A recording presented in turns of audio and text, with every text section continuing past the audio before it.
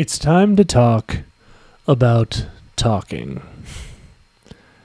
Deeply.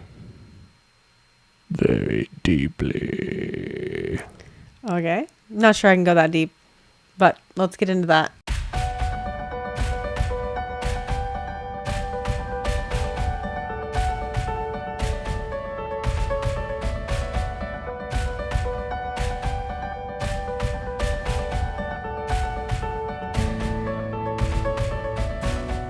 Before we get into today's episode, just wanted to remind you that in the description of the video below, we put links to all of our social media accounts. You can always reach us with questions or comments about this episode at marriagebydesignpodcast@gmail.com. And finally, if you want to support us financially, there is a link to be able to do so at the end of each of the descriptions of our videos. Now, let's get back to the show. Hi, everyone. I'm Nathan Warnock. I'm Andrea Warnock, and you've joined us for the Marriage by Design podcast, a time where we talk to you about God's design for marriage, what the Bible has to say about that, and how we live that out practically. That's right. And as promised, today is a practical episode. So we've talked about communication on this channel in the past, as it is a primary reason a lot of couples struggle. I would imagine all couples struggle with this from time to time. I know Andrea and I certainly do from time to time. But today I want to talk about practically how do we create avenues of deeper communication in our relationships. Right. So what do we mean, babe, by deeper communication? So we've talked about this before, but there's just having kind of discussion or talking about more surface level things. Facts. How was your day? The weather, our schedule, those sorts of things. How I felt about dinner. Then there's talking about how I feel about things. Yeah, emotions. Right? Deeper levels of, what I think about something that has happened, not just facts, but feelings, what I'm thinking, why I'm thinking those things, even what feeds into the way I'm feeling.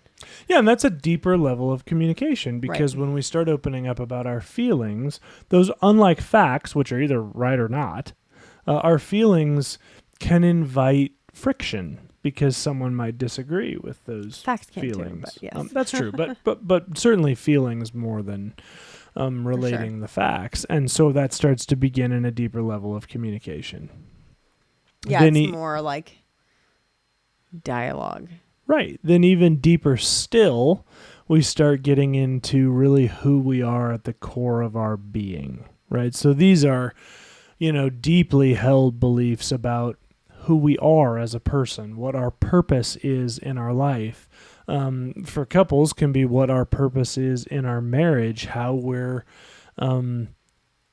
the sort of the doctrines and beliefs that run our lives. It's really our worldview. Kind of why am I here? What am I here for? Exactly. Yeah, that's exactly right. And we have been really shocked to realize how little time the average couple spends getting to that level of communication. Yeah, and I would say too, even in our own relationship, it was years until we got into a really deep level of communication. Unknowingly, though. I mean, I didn't even know that we were missing out on really the deeper levels of communication and dialogue and all that. I thought we were talking deeply when we were discussing ideas and things like that. But so I think a lot of people are missing out on some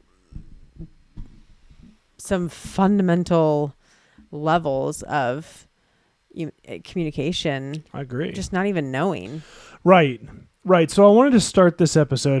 What we're going to do today is I want to start this episode with a little discussion of a couple of myths regarding deeper communication, intimacy, and communication. And then we're going to dive right into some conversation between Andrea and I about getting into deeper communication. And there's some unique perspective here because, and so if you're listening to this, you may be an individual that's like, hey, I just love deeper communication, right? The surfacey level conversations. make me uncomfortable or they feel disingenuous. And I just, for me, I want to get to a deeper level of communication right away with anybody.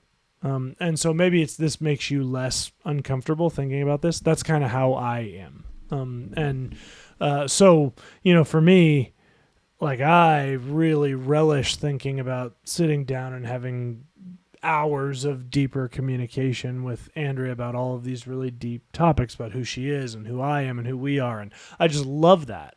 Well, I love that as well, but I don't think that I love that. So yeah, what do you mean by that?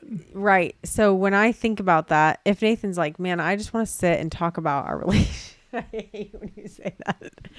I just want to sit and talk about our relationship and kind of how we're feeling lately and all that sort of thing. Immediately, I just feel like I'm drained, even thinking about having those sorts of deep discussions.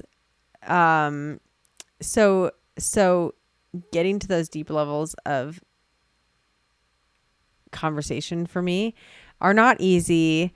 And they don't come naturally to me. And it's not something that I'm pining for in my conscious brain. I do pine for that just in my subconscious. And so it takes a lot more emotional energy out of me to have those kinds of conversations. But I do crave them. I feel a different way about our relationship when we have when we're really having a good time of communicating, or when we're consistently communicating in a deeper way.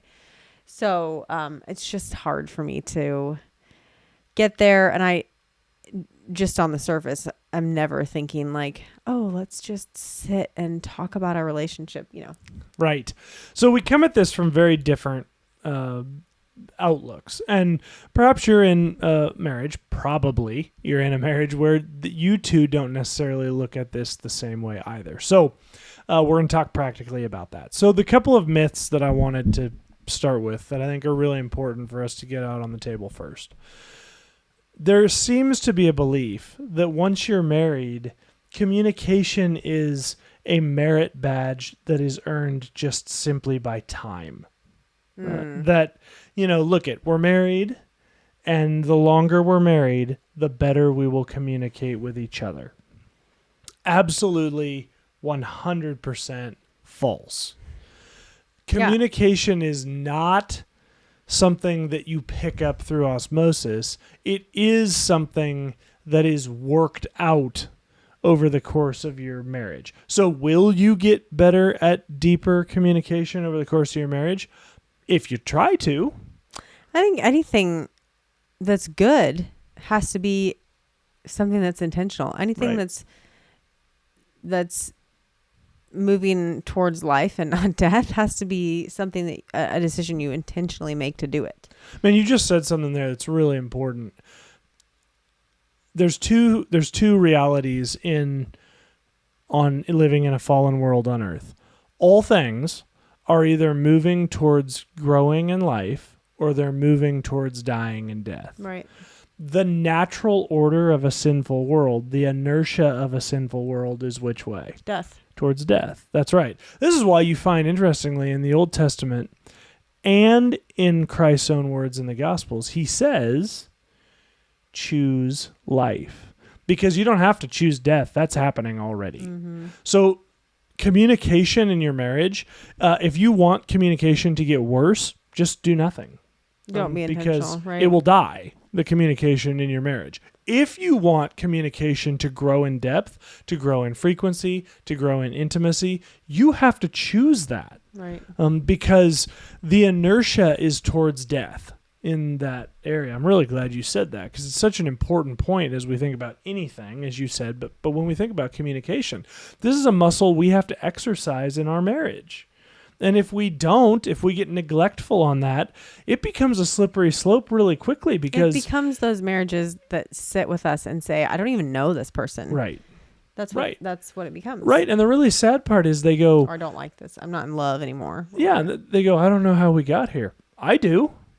Because you talked really well probably when you were engaged and maybe when you were early married. And then at some point you made a choice, yeah, well, maybe a little. And then you went, oh, this doesn't feel good. We should talk more. But then it's uncomfortable, and the inertia starts up, and the snowball starts. I think so many people get to that point. And they're like, I don't even know how we got here, because really, you're not making these conscious choices or these like intentional choices of, I want to have a bad marriage. I don't want to communicate. It's the slide. Don't want to get along. I don't want to know him. All of those sorts of things. We're not sitting there thinking all of those. We're not sitting there thinking those things. But when we're not thinking the opposite of, I need to take the time on my relationship, and this is the thing. These are the things that I need to intentionally do. Right. Then it slides into this. I don't know how we got here. Right. And you don't know, because you think, oh, at some point I had to have made those choices to get here. No, you don't. Right. You just do. That's right. If you're not doing the opposite and being intentional. Yeah, that's right. So the first myth is that communication is going to get better over the course of our marriage or relationship. The second myth is that your spouse doesn't want to have deep communication with you. So often when couples find themselves in a place where they're considering divorce or considering what Andrew and I call a roommate situation in marriage, a belief in that is the other person doesn't really want to have an intimate relationship with me. Maybe you've made some bad decisions in the past. Maybe there's been a breach of trust at some point that's never really been addressed or healed. Maybe it's just been a gradual slide and you've convinced yourself that your spouse doesn't want intimate relationship with you. I'm here to tell you, if your spouse believes in marriage and is a good-willed person towards you, they want to have intimate relationship with you. The primary means by which we have intimacy in marriage is not sex. It's not physical touching. It is communication with each other. It's the fastest way to destroy intimacy, through harsh words and sarcasm and biting of the tongue. Go and read James and what he says about the tongue. It's the fastest way to destroy intimacy in your marriage. It's also the fastest way to grow intimacy in your marriage if we're intentional in pursuing each other in deep conversation. And all the rest of those intimacies will follow as we pursue that. So if you go back and watch our episodes on the intimacy table, so many of those, spiritual, emotional, and physical, and sexual, all stem from building a environment of intimacy within your relationship. And what do we do more than anything else in a relationship if not talk with each other? Right. So that deeper level of communication is key, and your spouse wants that. Even if, as Andrea mentioned, sometimes when you say to your spouse, hey, let's just really sit and just talk about us, and they go, oh gosh. Even if they do that. And if you're the one who's saying, oh gosh, please refrain from right. And we have from giving the response that comes up naturally to you. Right. But push through that. Because they do want that. So let's talk about the practical. So, babe, maybe we'll just go back and forth, not top 5 style, but just kind of go back and forth and say, okay, practically, what are some things that are really important? And I'm going to take the low hanging fruit, but I think it's really important. Above all else, you must be intentional when it comes to having deep communication. What does that look like for you then? So, Nathan has learned this really well. Yeah, so practically that means, and I know this isn't super sexy because like we all know from the movies, these sort of intimate conversations where we're whispering in each other's ear and staring lovingly in each other's eyes should just be happening magically. But in reality, they don't. And if you're waiting for that magic moment, it might happen from time to time, but it's not going to happen with near enough frequency to really grow in depth and intimacy and communication in your marriage. You've got to choose to make that happen, which means you've got to find time in your calendar to make it happen. That may mean setting aside specific time, 1 or 2 evenings or every day or whatever your flow is with your spouse, to go, hey, I want to take a couple of hours and just sit down and get into some depth about our relationship, about where you're at just as a person. Just catch me up with what's your relationship with the Lord look like? How do you feel about your job? How do you feel about how we're raising our kids, right? Inviting specifically these deeper levels of communication, and set aside the time to do it.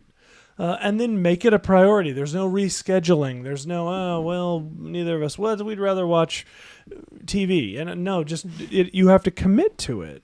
And then in addition to that, if you have a spouse that struggles with with kind of getting into deeper communication like this can really be a way to serve them by being able to say like, hey, don't ambush them, right? It's not a, hey, for the next couple hours, what do you think about doing this? Because that's going to, one, it puts them in a position to not be successful with hiding the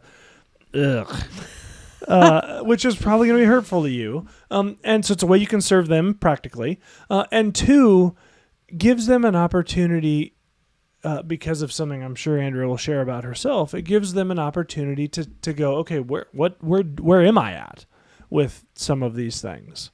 Sure. And to be able to think about this. The other thing about this though too is, we're, as married couple, we're existing around each other a lot. Right. And we have found that we don't always have to sit in front of each other and to have these deep levels of communication. So good call. Nathan and I, just like anybody with things going on, we're busy, we've got kids, all the stuff, there's lots of things to keep up with in life, and they can really be things that take us away from communicating and spending time with each other. But we've just found, why are we doing these? Why am I doing laundry while he's cleaning up the kitchen or whatever? Why don't we do these things together? And then that gives us an opportunity to spend time with each other.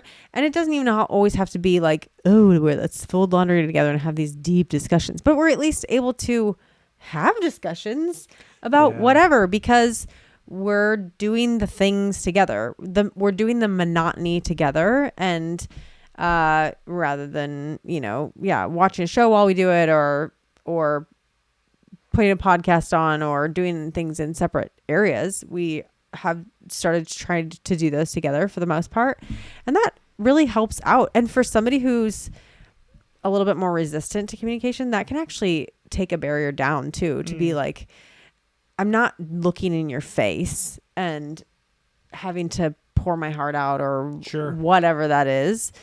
To be a little bit, to have times, not all the time, but to have times where we're doing something, but having deep conversation can kind of take the edge off of the ick factor. And it makes it sound like I love communicating deeply. It's just hard for me to wrap my head around it sometimes. Right. So, which is going to be my next practical point. But before I do that, bonus practical point that you kind of just stole, but I'm really glad you did, is this idea of, it's almost the inverse of what I just said. Like, once you get a habit of sitting down and having some deeper communication, you'll be amazed how easy it is to slip into that. Yeah. When you're just doing things, if you put yourselves in the same place at the same time. Right. And that can be, I know, a struggle for all of us, but it's something we've really tried to be intentional about. And I'd really encourage you to be intentional about, is just do things together, right? Like, it's easy to go, all right, I'm going to clean this, you go clean that. And in our minds, we go, okay, this is going to be more efficient. But if we both clean one thing and then we go and both clean the other thing, it's taking about the same amount of time. And now, instead of sort of being in the same ethos but not really a part of each other's immediate lives, we're actually teaming up to do something together. And that togetherness sort of opens up avenues for talking about deeper level things without having to make it a big formal deal. Yeah. Okay. My second practical point is, there are, I am told, a group of people in this world who just aren't always super introspective. And so one challenge I want to make to those folks, if you go like, man, it's hard for me to have deeper communication because she asks me questions or he asks me questions, and I'm like, I don't know. I've never really thought about that. My challenge is Think about it. right. My challenge is if you want to have deeper levels of intimacy, you have to start being introspective because phrasing. But if you're not intimate with yourself, how could you ever expect to be intimate with someone else? Yeah, and so introspective is how do I feel about this? And what do I actually think about this thing? What are my own thoughts on that? I mean, Nathan told me tonight something about that he believes about me that is probably right. And I was thinking, he said, what is it that you said? I have a problem with authority. And I'm not sure I've ever heard it maybe in that way about myself. And so I was thinking, so now that's got the wheels turning in me. Why do I have a problem with authority? Is it something from, growing up? Have I always been like this? What is the way in which I react towards that? And how do I need to change that? Is there something in me that is a heart issue that needs, so all those kinds of things. That's being introspective. When you learn something about yourself or you hear something about yourself, thinking about, well, why is that? And rather than just like, I'm not that way or I am that way or whatever. That's just one example. But definitely thinking about, how do I feel about this thing that happened or this fact or this current event that's going on? What do I really think about that? Or how do I feel about that? Those are ways to be introspective, to think about your own thoughts, why you've come to those, your own feelings, why you've come to those, that kind of thing. Right. And it takes effort for a lot of people to do that. Right. And that's okay. It takes effort for me. There's nothing wrong with that. Some people are not naturally, no, I guess. I don't know. I don't. Yeah, and again, there's no condemnation here at all, except to recognize that that's going to play a role in your marriage. Mm-hmm. I mean, if every time your spouse comes to you and is like, "Hey, talk to me about what's going on inside you," and you're like, "Nah," right? I mean that is going to hurt, right? Nathan and I had a date recently, a few months ago, where he was like, it's getting towards the end of the date.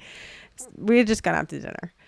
And it was towards the end, and he was like, "So, what did you say? Like, what's going on with you lately, or how are you feeling lately?" And I was like, "I'm fine." And he just stood there, he just sat there and stared at me, and I was like, "What?"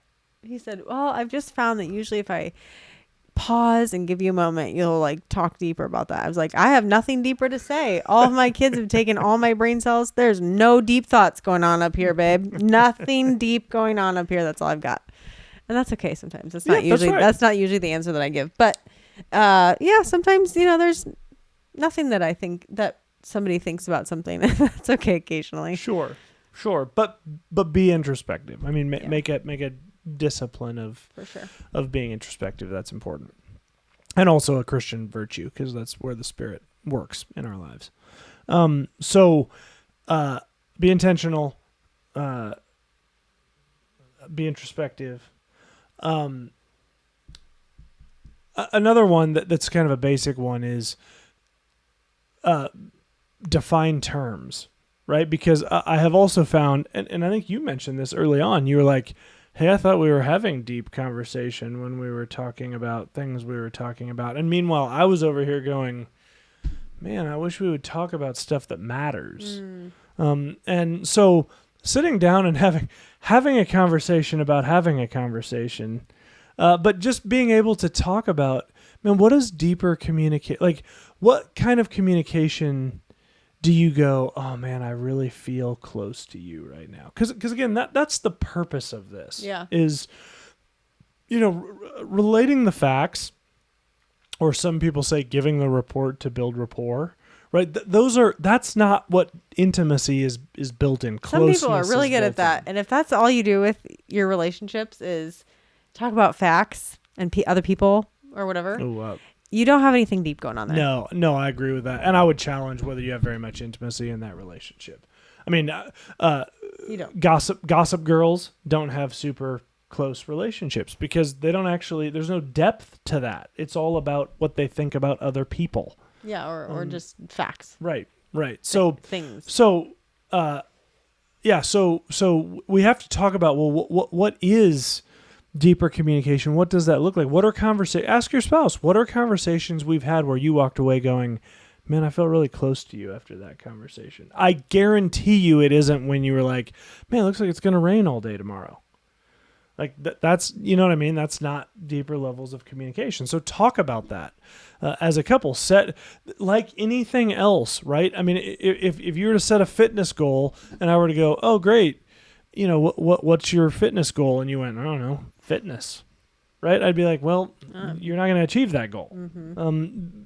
Goals have to be set. We have to choose that. It's that intentionality. So ask, like, what is our goal with regards to intimacy in this area? Like, how are we gonna get to a place where we go, man, I really feel like I know you, and you know, because one of the fallacies I didn't cover, but one of the things we really have to be careful about is oftentimes we go through dating and engagement and get married and go, all right, I know this person. That's what we thought. But the problem is that person changes. I mean, you marry, even if you got married at 50, in today's world, you might have another 30 to 40 years of life left. Mm-hmm. I mean, you think that person's going to be the same 30 or 40 years later? Man, there are times when I feel like I'm not the same person 30 minutes after you and I have a conversation, sure. Right? I mean, I'm you know, we've been married now 19 years together, almost 19 years, coming up on 19 years, been dating for coming up on 20 years. And I don't even know how many different people. I should go back and reflect on our 20 years of being together as a couple and try and figure out how many distinct Nathans I would point to. I mean, it's going to be at least the bare minimum 3, and probably more than that if I were to really sit and think about it. And so what? I mean, if Andrea was expecting me to be the same as I was in 2005, then she's going to be really she's going to be really disappointed, right? Because I'm not that person anymore. No, I that person was great when we were 21, but I would not want that person now. You wouldn't even say yes to a date with that person now. No. Yeah, I mean it's because you both grow change. That's right, which is great. Yeah, that's right. That's right. So we have to be intentional, and that that means we have to make this a priority. That means it might have to bump something else off the calendar, but it's really critical because I mean there's a ton of couples we meet with. And there are 0 couples we meet with who are in trouble that we go, yeah, you guys would probably do enough deep communication. Yeah, right. I mean, that is an absolute indicator of where people are at in their marriage. It's 100%. It's one of those things where if I could just put on glasses that would show me the level of deep communication between a couple, some couples do not do a lot of deep communication and are okay, but every couple who's having trouble does not do deep communication. And those couples that seem fine but don't have deep communication, it's got to be a thing where they don't know what they don't know. Yeah. Like, right? I mean, it's like going to Adventureland and thinking it's Disney World until you go to Disney World, right? Like, yeah, right. I think that's hopefully the case. So if I don't spit this out, I'm going to forget it. Oh, what's that? One of the things that I was thinking of. Yes. Because I keep losing it, and then I'm just sitting here looking at you, but thinking, what was that thing that I was going to say? Okay, what was it? So, one of my practical tips for communication is there's something that your spouse enjoys that you probably don't. And that they would probably enjoy having deeper levels of communication. And I'm not so deeper levels of communication isn't always like, oh, what do you feel? How did you become this person? All that. But I think we can. So politics is one of them for me. When Nathan and I got together, he's always been super interested in politics. Really, likes to talk about it.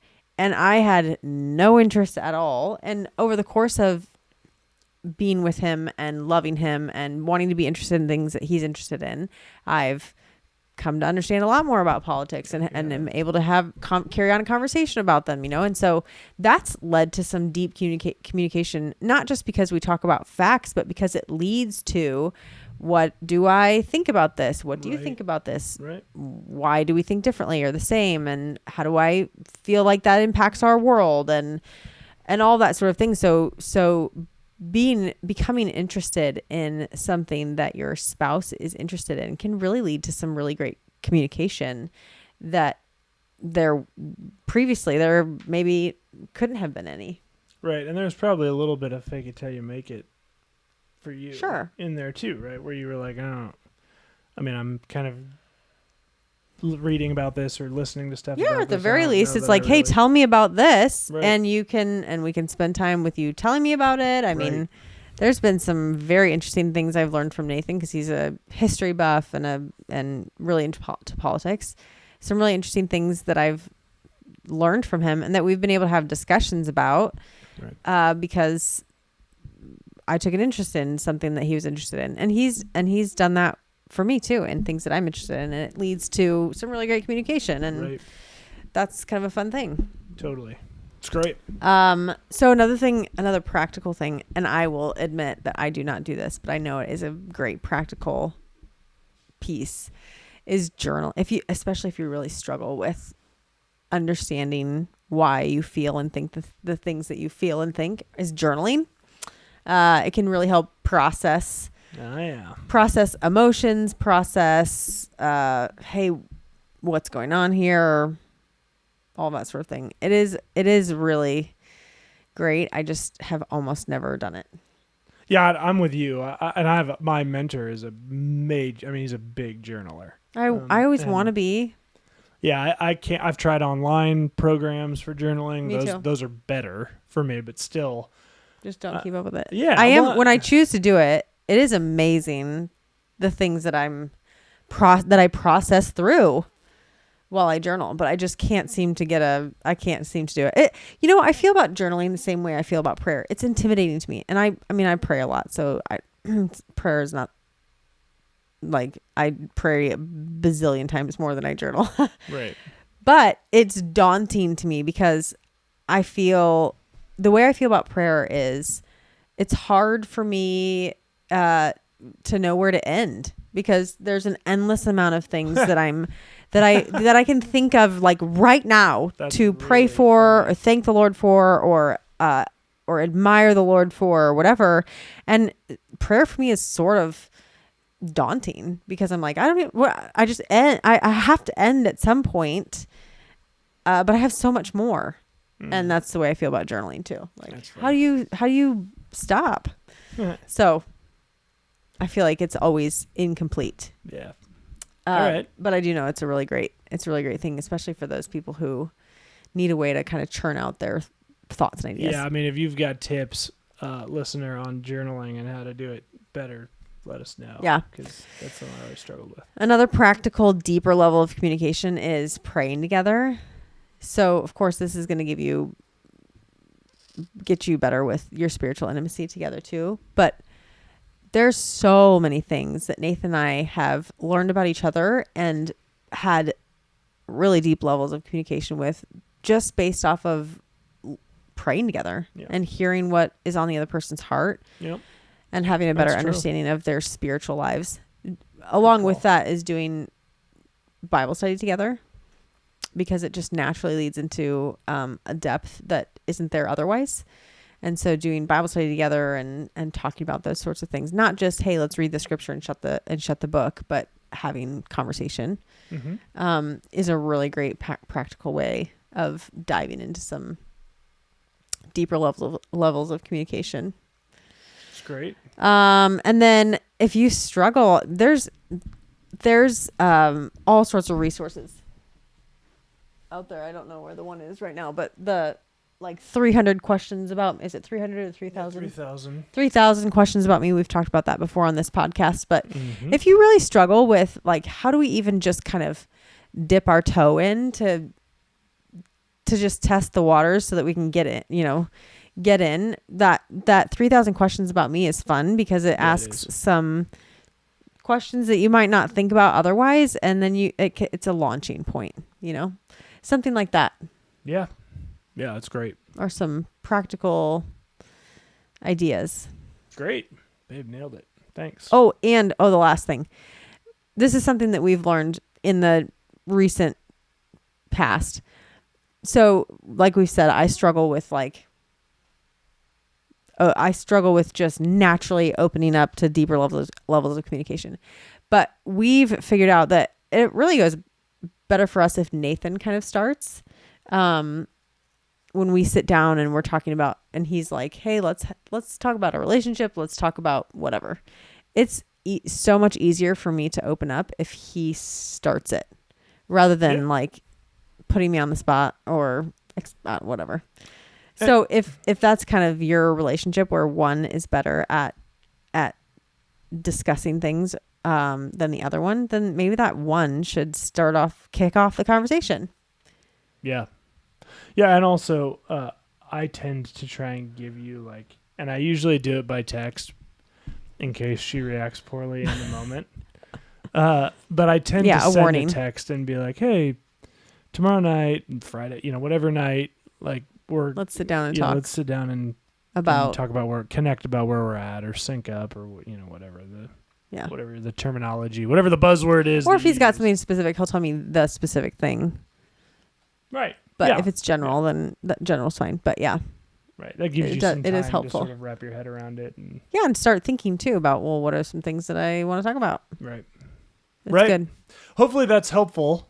This is such a critical area of marriage, and I know so many couples struggle in it. So if it is something that you've struggled in and you have questions, please feel free to put those in the comments below. If this is something that you and your spouse maybe used to struggle with and you found a couple of things that really help you in this, please put those in the comments as well. We'd love to be able to share those with the community.